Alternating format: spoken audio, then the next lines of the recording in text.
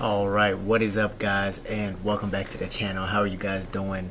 What's happening, gang? Uh, there's a lot to talk about now. There's a lot to discuss. There's a lot to unravel, so to speak. UFC 296 is one of the most stacked cards all year, but now we're having some fights fall out, we're having some pullouts, and we're looking for some short notice replacements. And so it makes all these things interesting, right? Now, today we're going to be talking about Ian Garry pulling out. He had pneumonia or whatever the case may be. I'm going to read an article about that that Ariel Helwani posted. I believe Chael Sonnen was the first one to uncover that. And then we're going to be talking about some maybe short notice replacements for him, some possibilities that we could be having instead of the Ian Garry Vicente Luque fight, anyone to step in and fight Vicente Luque, because we feel kind of bad for Vicente, right? And we're also going to be talking about the other short notice matchup in Giga Chikadze pulling out of the Josh Emmett fight and Bryce Mitchell stepping in. So, guys, thank you for tuning into this live stream. Like I said, I'm going to be trying to go live more for you guys, and today is just another beginning, right? So, the first thing I'm going to do is I'm going to start off by reading this article from Ariel Helwani talking about the whole Ian Garry situation. He said, I spoke to Ian Garry moments ago. I have pneumonia, and Ian said, I have pneumonia. They tried everything to help me. In the end, UFC doctor said there's no chance I can fight. The UFC doctor made the call. This annoys me more than anyone. I want to fight. It's my favorite thing to do. Ariel Helwani then went on to say that he sounds terrible. I guess further proving the fact that he's not faking and whatnot. Well, initial thoughts on that is obviously you're wishing the best for Ian Garry, despite how you may feel about him or his situation outside of the octagon. There's a lot of, man, I'll tell you, the MMA community and the fans are ruthless. I mean, when I say that, I'm not joking around. There, you guys have some nerve talking about his situation like this. I mean, there's people saying another man made the call. Sounds about right. You pulled out because you couldn't handle the heat. He skipped media day. He was scared of Colby Covington at the press conference. I mean, there's all these things, but I mean, guys, the fighters, they're in real situations, right? They're not just terminators. They're actual human beings, and like I said, however you may feel about him, he's out of the fight. I thought maybe he shouldn't have been fighting Vicente in the first place, considering that they were teammates. But I guess things work out how they should, and Vicente is still down to fight. He prepared. He had this whole training camp, and when you're a fighter, you like to have that pay off. And Ian Garry's out. So who might step in on short notice? Well, I'm hearing people say Bilal Muhammad could do that. Why? Because Bilal, as some of you already know, has been or already is trying to make weight, and he's been preparing for being the backup for Leon and Colby. Of course, I think both of those people are going to make weight. No one's going to pull out of their fight, so I don't know. I'm not sure why they needed a backup. I just think they've made it kind of a routine to have a backup fighter for these situations. But Bilal, you know what that means, right? It means Bilal's kind of next for the title, so I don't see him really taking this Vicente Luque fight. What do you guys think about that? I don't see him taking the Vicente Luque. What's up, Kerry? I don't see them taking the Vicente Luque fight. I feel like he already beat him, and it's too much of a risk to take it again, considering I believe Vicente beat him as well. So the whole Bilal Muhammad idea, I'm not too sure about. However, another person who was called up for the job is your boy Big Mouth Kevin Holland, right? He was called up for the job, or I don't know if he was actually called, but Vicente Luque called him out. Obviously knowing what kind of guy Kevin Holland is, and Kevin Holland said that he's down to fight at 180, 185, one of those things. And so I'm gonna let you guys listen to Vicente Luque's call out of Kevin Holland.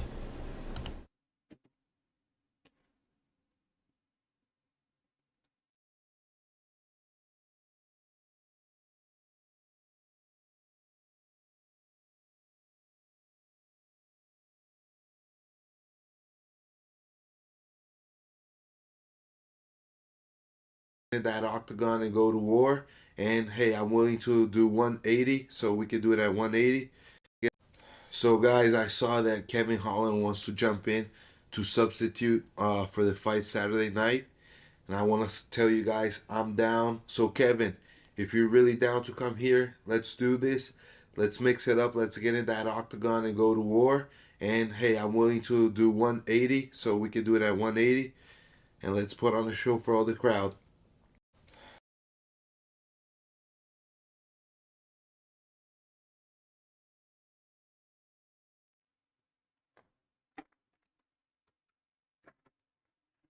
All right. Wrong mic.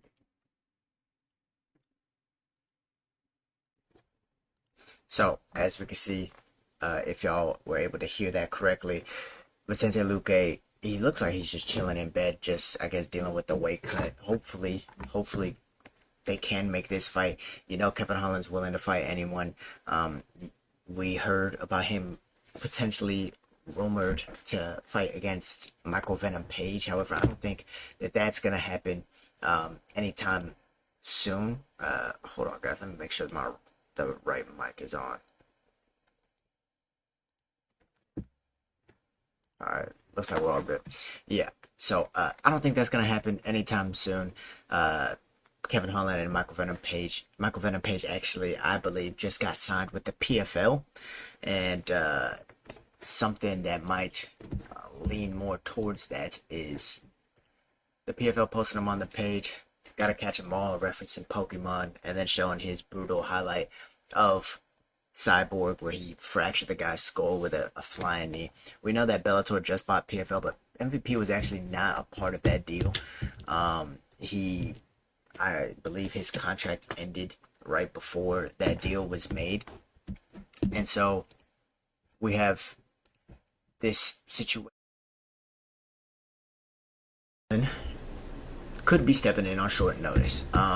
Dana has already referenced his thoughts, though. Dana has already said that he wants Kevin Holland to be fighting at welterweight, right? He doesn't want any catch weight. He doesn't like those kind of fights unless obviously they're short notice. He doesn't want Kevin Holland to be fighting at 185 because he's not a 185. I mean, I believe that Kevin Holland could honestly make 155 pounds, which is crazy to think because he was fighting at 185. He's made a career fighting at 170. Appreciate that, Gary. Yeah, you know, I've been working hard on this setup, so. But anyways, so I think that this is still a welterweight fight, right? Two welterweight contenders. And how does this one play out? Let me know, guys, your thoughts on how y'all think this plays out. However, maybe I'll watch a fight right now and we can kind of go into breaking this one down. However, I want to read a couple more things. Kevin Holland said, "Here's the deal. I checked with both my wife and my girlfriend, and they said I can fight this weekend. Hashtag UFC 296, hashtag WAG." I guess that was another shot at Ian Garry, considering him and his whole situation with his wife. I'm guessing all of you know about all that. How she, I don't know, they're saying that she wears the pants. She's in control of the relationship. That Ian Garry is a cuck, so to speak. Yeah, there's a lot of slander that's been going on Ian Garry, and even Ian Garry was saying he feared for his safety at coming down to the States for this fight and stuff like that. Which is why a lot of people are assuming that, you know, there's some other reasoning behind why he pulled out instead of it being the fact that he's actually sick. It's crazy that it sounds. Matter of fact, but let's go ahead and we're gonna look at you know, an interesting fight. Let's see.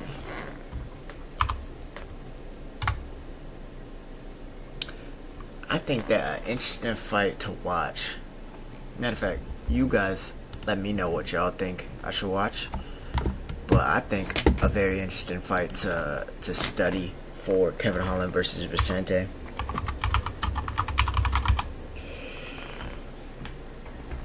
is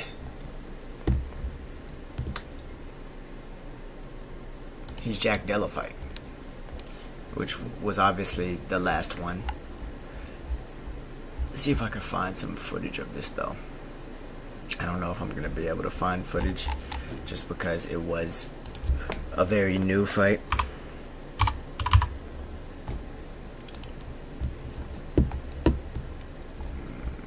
I might have to go to my secret website to where I find all these things. Oh.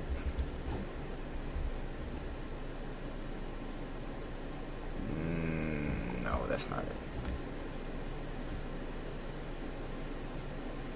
Alright, yeah, I'm gonna have to go to that specific website. Alright, let me see.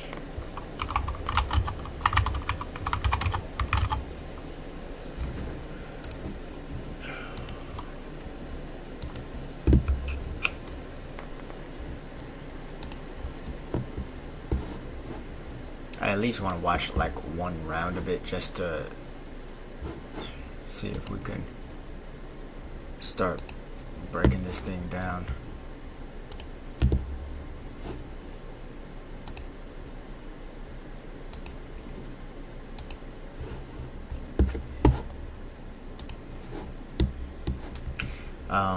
If any of you guys are wondering, the site I like to use is called MMA Core. You can see pretty much any fight on here that has already passed. It doesn't matter if it's UFC, Bellator, PFL, or any of those, the lower promotions. You get to watch the whole fight, and that's what's up. So the reason I'm choosing this fight to watch and break down is just because Jack Della Maddalena is a pressure forward fighter, mainly using his hands, kind of like Vicente Luque does. Vicente has more of a ground game than Jack Della, or is willing to use it more, but this is a good opportunity to see Kevin Holland fighting on the outside, which is the approach I think he would take, or the approach that would best suit him against Vicente. But keep in mind, Vicente, he was able to put hands on Wonderboy. Even though he lost that fight, he was able to touch him quite a bit, at least early in the fight, until Wonderboy started really picking him apart with that sidekick. Now, I think Kevin Holland does stand very tall. Vicente also has good calf kicks and low kicks. So that leaning back motion, I think Vicente would probably try and capitalize on that, just as Jack Della is doing here.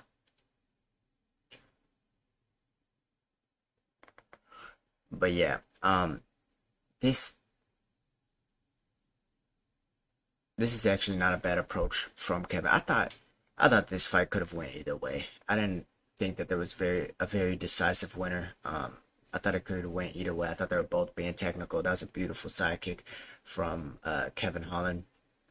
One thing I like about Kevin Holland, but that is different from Stephen Thompson, the way he uses his sidekick, he uses it as a maneuver to either get you before you're striking or after you're striking, right? Or after his combination setup, right? So almost as a hammer, rather than Stephen Thompson, he uses it to interrupt you. So even though he doesn't throw it the hardest, it's so fast and it's so accurate that you're actually running into the strike and it's causing more damage than you think that one of those kicks would. Yeah, Kevin Holland, and another thing about him, he's very long for this division. He's very fast. He's unpredictable. I think he took a more predictable approach in this fight, just because he had a guy who's gonna rock that high guard. So he wasn't doing his usual stay back and blitz in with a long 1-2 type style. You see him grabbing the hands and stuff like that while he's coming forward. I just don't like him turning his back here. And if he's going against a guy who can wrestle or grapple like Vicente, not saying that Vicente's ground game is better than his, because I think Kevin Holland is world championship material. But I think that, if in a 3-round fight, some people just try and win rounds. And you're turning your back like that, it's almost too easy not to go for a takedown. Man.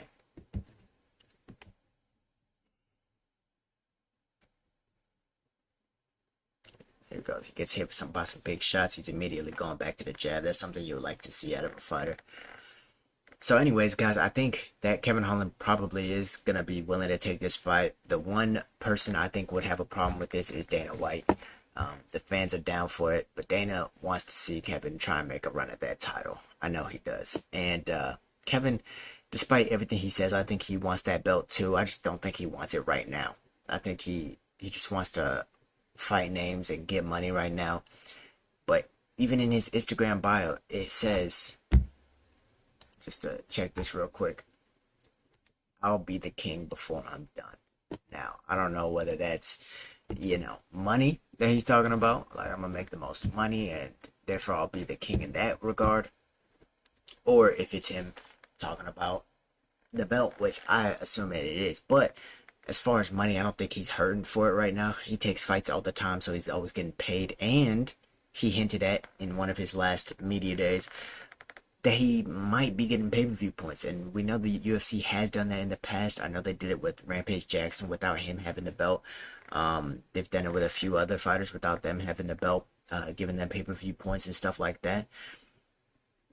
If you come to fight, and if Dana likes you, man, you're gonna get those rewards and privileges. You see him turning his, it's not a good look. And I think Vicente is also very disciplined, kind of like Jack Della Maddalena is, and that's not a good look. So, as far as who I think would win this fight, I think we've watched enough. That was a good first round, and I think that was a good one to watch.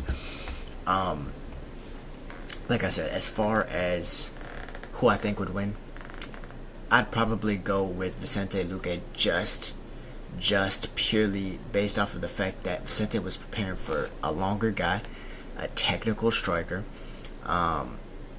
Well, let me rephrase it like this. If Kevin Holland comes in trying to be very technical like the way he was in the Jack Della Maddalena fight, I think that Vicente Luque would win, because Vicente was preparing for this style of fight.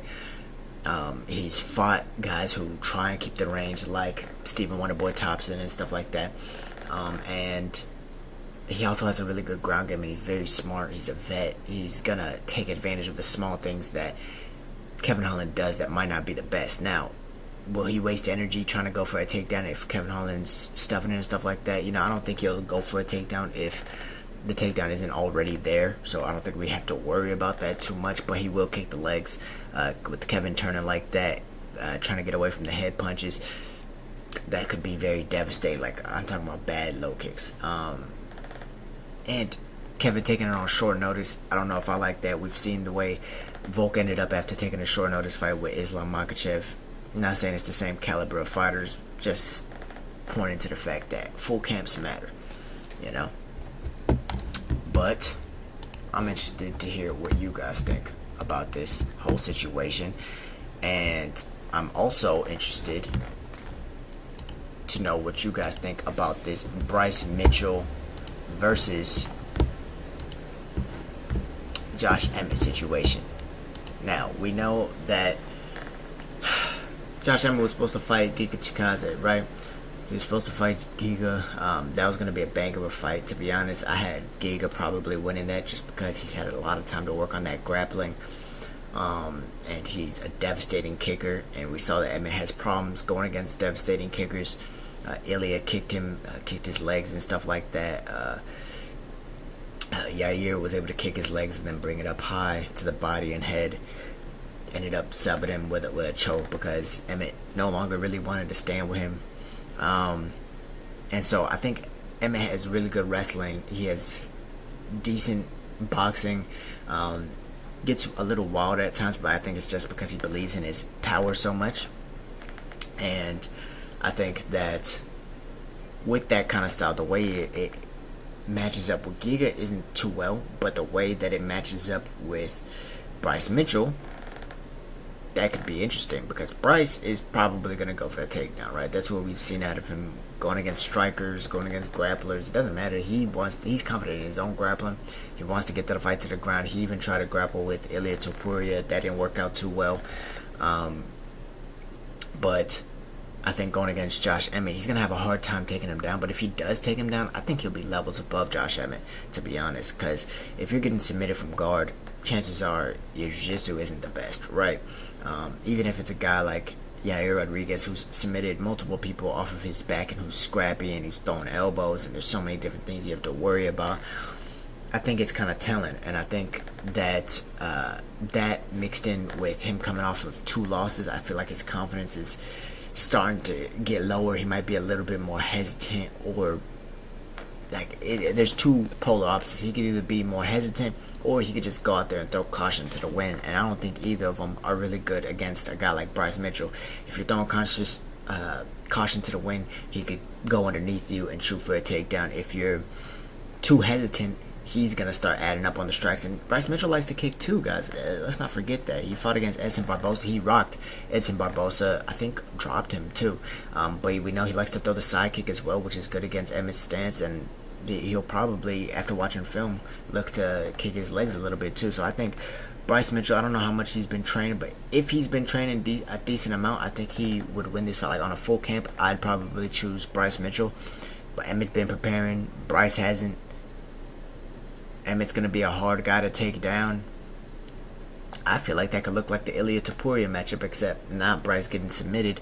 Instead, him getting touched with those hands and being hurt. So I think for both of these matchups, I'm going to choose the guys who have been on a full camp, even if they're coming off of losses like Vicente Luque and like Byce Mitchell. I mean, not Byce Mitchell, Josh Emmett. I'm still taking the guys who've been on a camp. I think it's exciting. I think it's going to shake shit up. I think the UFC is always willing to make crazy matchups like that, and I'm always here for it, even if I like the guy like Kevin Holland. But, guys, there you have it. There's my take on all of these things going on. By the way, MVP signed to the PFL. Isn't that just amazing? I mean, if you think about it, I know we all wanted him in the UFC. We all wanted to see the matchup between him and Wonder Boy or him and Kevin Holland, and that would have been fucking awesome and spectacular, right? But at the same time, him and Cedric Doumbé, you know, him and who else is in their welterweight division? I mean, PFL. Let's look at their roster, huh? We're gonna wrap the stream up with this one, but let's just go ahead and look at their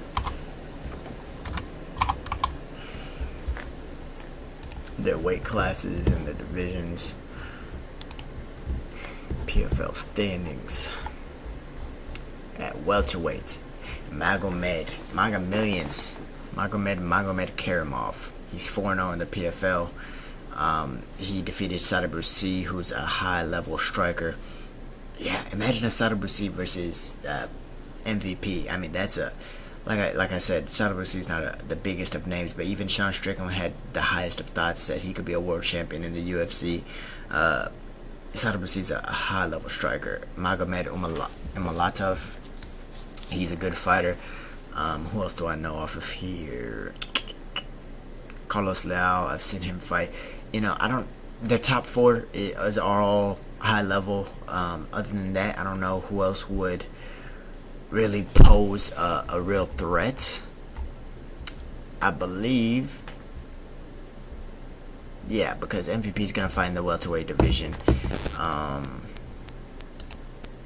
and Cedric Doumbé is the biggest name out there. PFL Europe with Cedric Doumbé versus MVP. I think that everyone's gonna sign up for that, even if it's a pay-per-view. Now, granted, we're all gonna stream it, but I think that would be a good fight to have on pay-per-view.